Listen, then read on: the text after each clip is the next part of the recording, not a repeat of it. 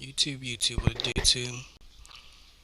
This is Down Home News TV, and I'm your host, Dre Day.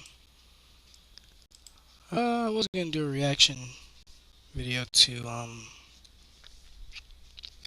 Jesse Lee Peterson, but this popped up on my timeline.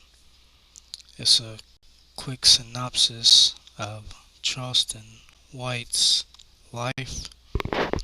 I did a video on Charleston White before when he was discussing the Israel-Palestine issue, but I'm a big fan of his, and I don't agree with 100% what everybody says, but for the most part, I think he has some good opinions. Some far out there, but I do respect him as an elder, and he's he's lived a life that's that's worth sharing and trying to help revive our youth overall. Since he was able to do a 180 around with his life, but no further ado. Let's jump into the video. This video is coming from the real Brandon Flowers, Charleston J. White bio. Check out his YouTube. It's my first time running across him, but let's check it out.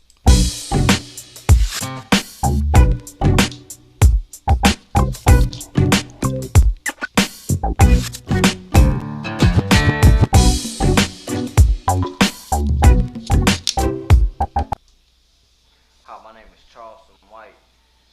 To give you a little history and background information about who I am, man, I'm one of the first juveniles in the Fort Worth, Tarrant County area to be tried and adjudicated for the crime of murder at the age of 14. Me and three of my friends decided to go to a mall one day and steal some athletic jackets. At the time, starter jackets were very popular. We went inside of a Foot Locker. Three of us went in. He wasn't lying when he said he used to walk around with a bow tie, like the I guess the Muslims used to do back in the day. I don't know if they still do it, but just weird to see him in this aspect of his life. Ran out with the starter jackets. As we approached the car, there was a good Samaritan, a guy by the name of Michael Levy, which is my victim, saw what was happening, and he tried to thwart us. He tried to stop us from getting away with those jackets. And in the process, my 16-year-old friend, actually 15-year-old friend, shot and killed Mr. Levy in the parking lot. Um, because of that offense, I was sentenced to 12 years under the determinate sentencing law here in the state of Texas.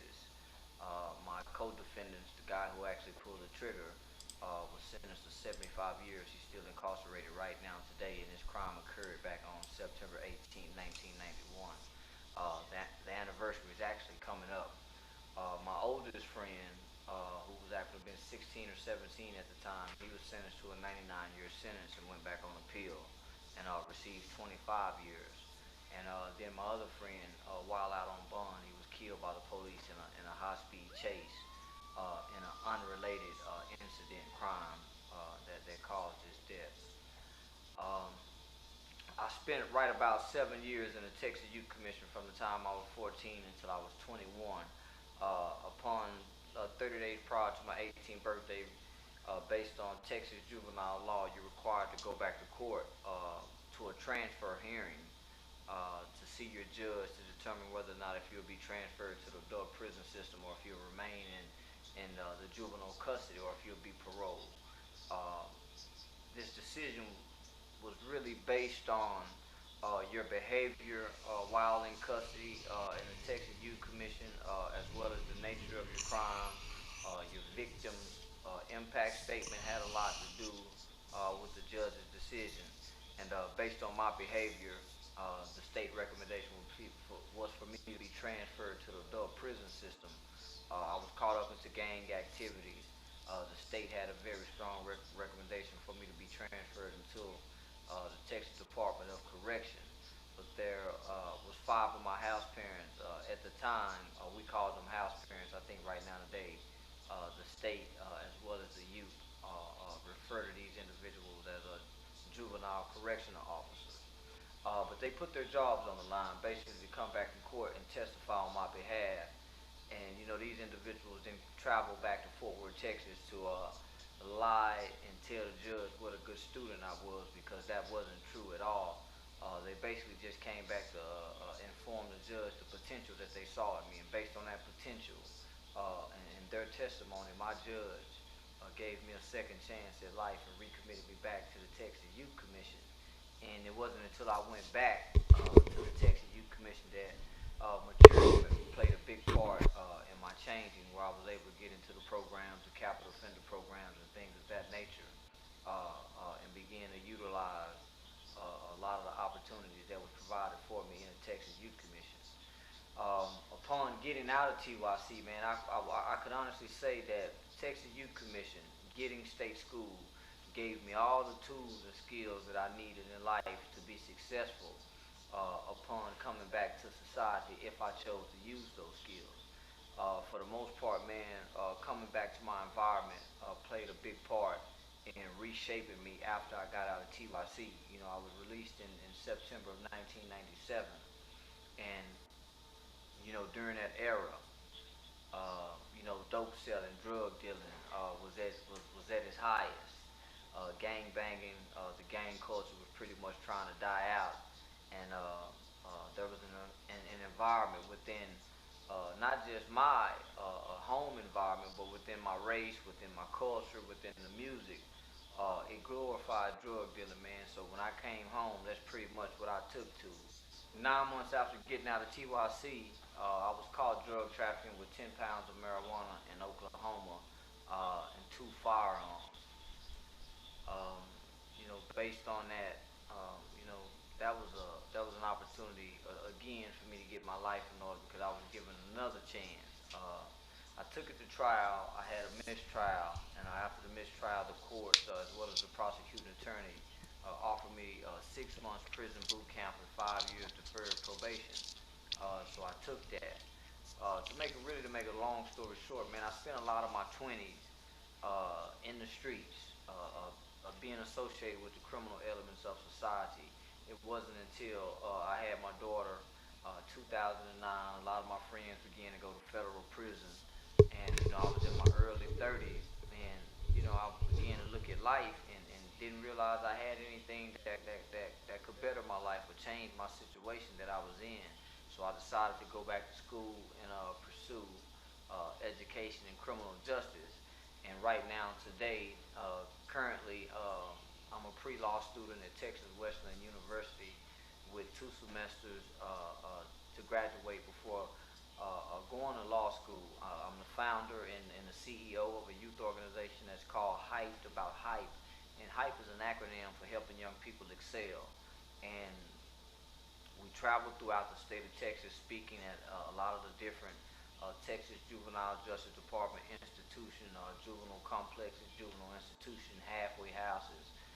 We speak at high schools. We speak at different counties, probation departments, juvenile facilities, as well as 2 days out of the week, I volunteer as a volunteer chaplain at the adult parole office, speaking to all newly released inmates, offenders, are coming back to the Tarrant County area. Pretty much giving them some knowledge and some information about going back to school and pursuing some type of trade, education, or skill. My vision is to share my story with young people in hopes of making a positive impact on their lives. I believe my message, as well as the people that's connected to my organization, as far as my colleagues, have some very powerful stories of redemption, because we all grew up in a system. We all committed very serious crimes as teenagers, and right now today we're living pro-social and productive lives, and I think it's a great example for young people. Secondly, I believe our message gives hope to staff members, juvenile workers, school teachers, probation officers, parole officers, because many of us, especially include myself, was considered one of the worst juveniles in the state of Texas based on my behavior. And I was considered one of the ones who would end up in prison or probably be dead by the time I was 25, and I was able to beat those odds based on some of the staff members, based on the programs, based on some of the probation officers that I interacted with and ran across as a juvenile. One of the unique things about hype is we have a whole group of men who have been incarcerated from the time that they was kids until now, and have been raised by the state of Texas, who grew up in a juvenile system and went on to grow up in an adult prison system. I've been out about 17 years. I don't have any felony convictions, nor have I been inside of the adult prison system. I decided to put Hype together. Hype was founded back in 2012, May of 2012 to be exact. I decided to put Hype together because a lot of my friends from childhood had went on to prison to do 19, 20, 21, 22 years from a decision that they made as a teenager, as a child. And a lot of them began to come home in 2012, 2013, as well as 2014, some this year. And that inspired me. They gave me the inspiration and a vision to detail all our lives and put it into a package and go out with a message to give hope and inspiration to the young people who may be at risk at becoming juvenile offenders, as well as giving hope and inspiration to juvenile offenders, and just as well as young people, teens, the parents, their families, victims' families, our victims' family, as well as giving some sort of hope and encouragement and morale boost to those who work with youth or who work with juvenile offenders. Because I personally believe, it's my belief, that our juvenile correctional officers are our last line of defense for society before these young children or these young teens enter back into society, back into our communities.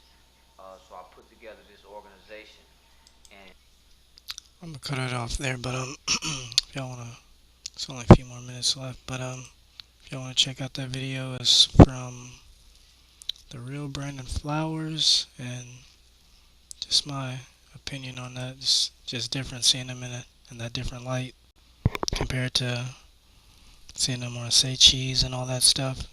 His behavior, his demeanor, and all that stuff. But hey, he's come a long way, and gotta give it up to him. But this is Down Home News TV. I am Dre Day. Y'all have a good New Year's. Take care.